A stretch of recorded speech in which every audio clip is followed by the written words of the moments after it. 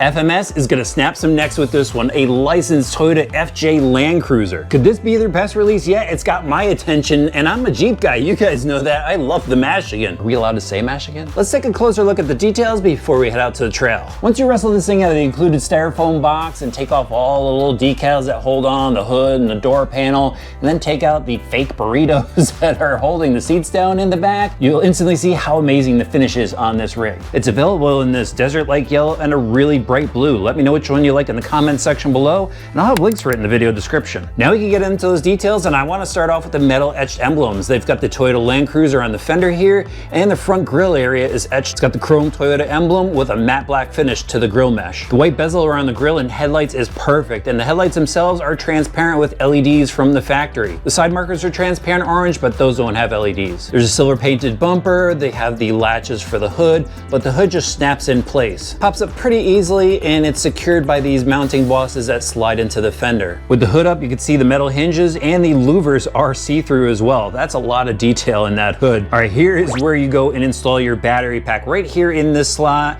And I have to tell you guys that you have to be aware of the battery that you pick up for this. It can only be 23 millimeters wide.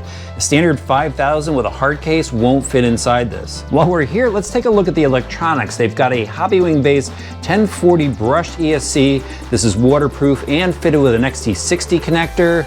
There's the 550 size motor. This one's coated in black. That's a pretty cool look for it. And then look at the tiny micro receiver back here on the firewall. You'll notice there's an extra wire coming out of it going over to this micro servo. This controls the steering wheel inside the cab, so it'll turn with your front wheels. The motor's bolted up this mini transmission with a slipper clutch in it, and then here's your steering servo up front. Just looks like a standard steering servo. This is what I love about a lot of FMS models. Turn down on the door handle, and you can pop open the door. Inside, you'll notice that the door has a panel itself, and the window knob actually turns. There's a fully detailed interior with gauges, shifters, and the seats are covered in a vinyl rubber. Passenger side opens too, in case you want to take a buddy for a drive. They've got the period correct rear bumper, well detailed, transparent red lenses on the taillights, but no LEDs in these. Trailer hitch, and then look on the rear doors. These of course pop open.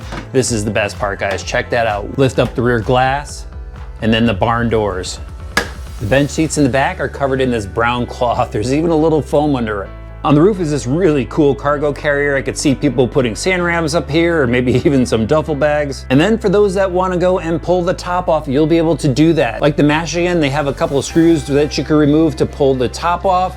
You can pull the side panels off, and you can rock this truck without any cap on it. The platform on this is what we've seen before from FMS. They've got their steel frame rails, composite skid plate with metal links for the suspension. They're friction shocks again, so this is gonna be quite bouncy. I think we're gonna see a lot of body roll out of this. Transfer case in the center slider drive shafts down to the axle housings, metal gears inside, ball bearings, and up front they have universal axles going out to the steering knuckles. The tires are the nod to the Hyrax lug design with the foam inserts on the inside, and they're mounted up to these beadlock black spoke wheels. I think these wheels look good on this truck. Finally, included with this ready to run is their 2.4 gigahertz digital transmitter. It has digital trims to adjust the steering and throttle, which means you're gonna need some AA batteries for it. You also need a charger and a LiPo battery pack. The truck looks good, right? Let's head out for a drive.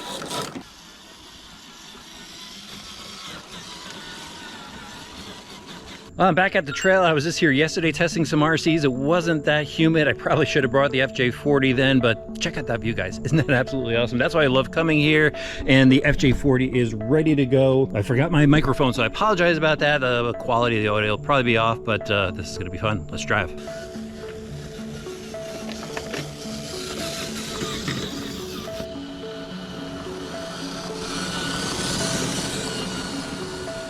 I immediately noticed they didn't have the steering turned up on this, but I got the dual rate dialed up, and it seems to turn pretty well now.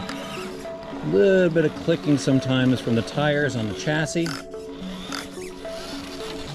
but this is much better than the way they had it.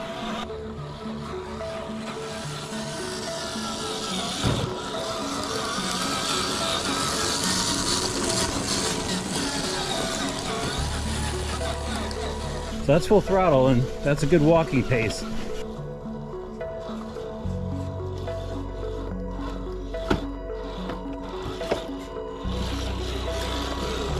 So far so good, guys. No rolls yet, and this thing has been wobbling more than a bobblehead at a baseball park. These off-camber hills are killing me.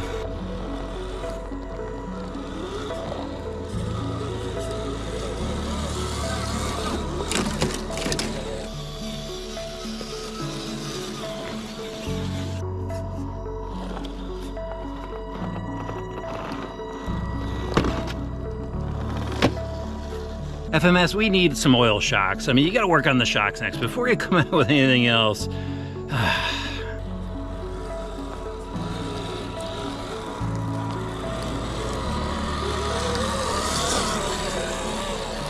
This mossy patch makes some of the rigs look so good. You just gotta watch out for branches so you don't rip off those mirrors.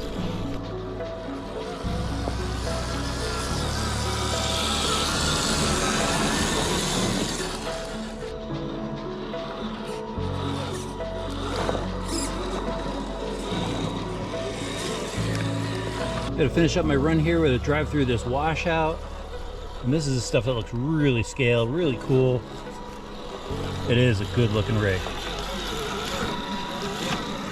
I think this is the first time I've been scared and stressed driving an RC crawler. Usually I reserve that for speedrun cars, but this thing is so top heavy, guys, that you just see the suspension collapse as you're going over different terrains or side hills, and you just instantly think it's gonna roll, and you're just on edge as you drive it. And it shouldn't be like that. FMS really should have given us a oil-filled shock on this so it had some resistance so you don't get that instant body roll as soon as you go over anything. This has a really nice finish on it, guys. It's a really well done body. It's a hard body with opening doors and rear tailgate, opening hood, LED lights, cloth seats in the rear, vinyl seats in the front, really nicely done dashboard. I didn't want to ruin any of it, and I think you could easily rip off these mirrors and the antenna, and I bent one of the latches on the side. I actually lost one of the marker lights. I was losing my mind backtracking my steps